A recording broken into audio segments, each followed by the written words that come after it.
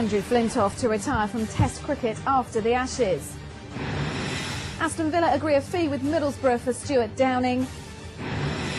And Fulham have accepted a £5 million bid from Hull for Bobby Zamora. But first, he's played 76 times for England in an international career spanning over 11 years.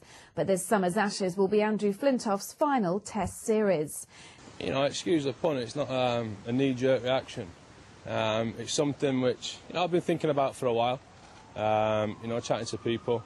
It's just the timing of it, and I think with this latest thing with my knee, seeing the surgeon Monday, having jabs in it, you know, my body's telling me it's time, you know, to give in.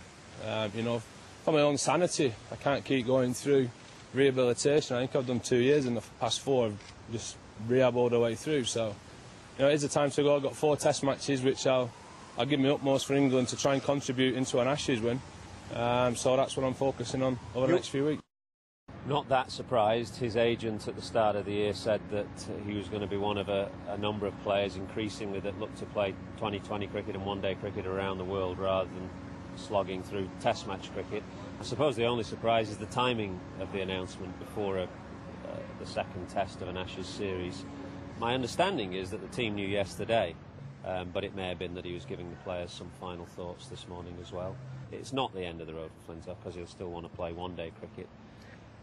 What's he going to do with Lancashire? Presumably he's not going to play 4-day cricket for Lancashire, so it'll be the end of him as a first-class player, and he'll just play a bit of one-day cricket for the club and then become pretty much a one-day player around the world.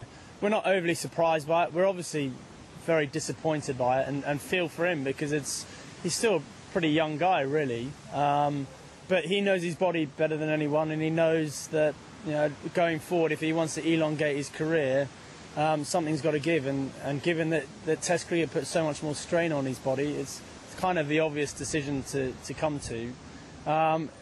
It's also a shame because I think, you know, Test cricket's a worse place without the likes of Freddie playing in it. So we're disappointed in that respect. But I think from a player's point of view, we really respect the decision he's made, and you know, I think we're very hopeful that he's going to go out with a bang as well. Well, Flintoff's biographer Miles Hodgson says Freddie's injuries have taken their toll on the all-rounder. I think Andrew has struggled, as we all know, over the last 4 years, over one injury after another, and I think it's just got too much for him.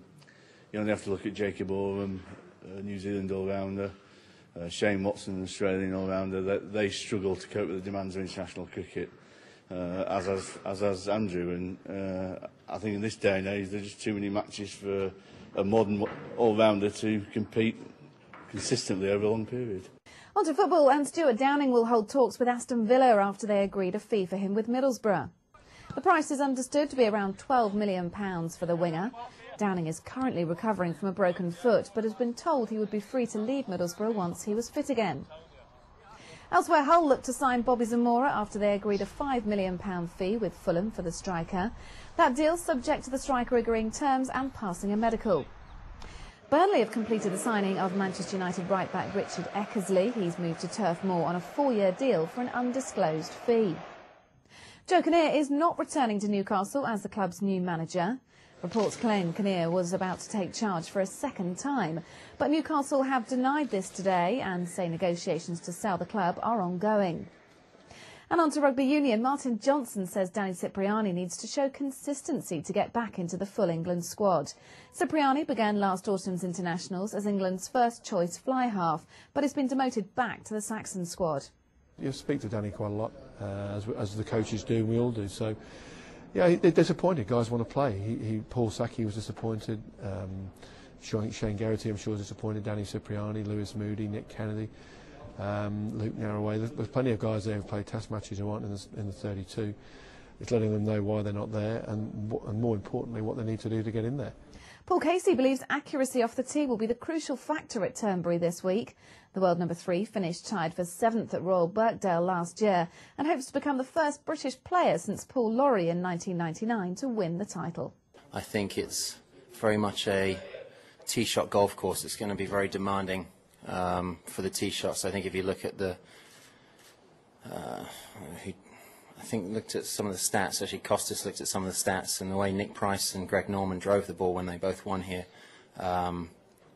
that was the key to their victory, getting the golf ball in play off the tee. It's been a good year so far. It's been seems like a long year. Played a lot of golf, but I've had a nice, unfortunately, a couple of weekends off beforehand and a nice week off preparing for this. So I'm raring to go and looking forward to it.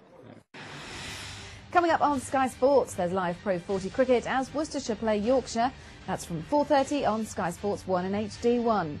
And as ever, you can keep up to date with all the latest sports news throughout the day on Sky Sports News, Sky Channel 405.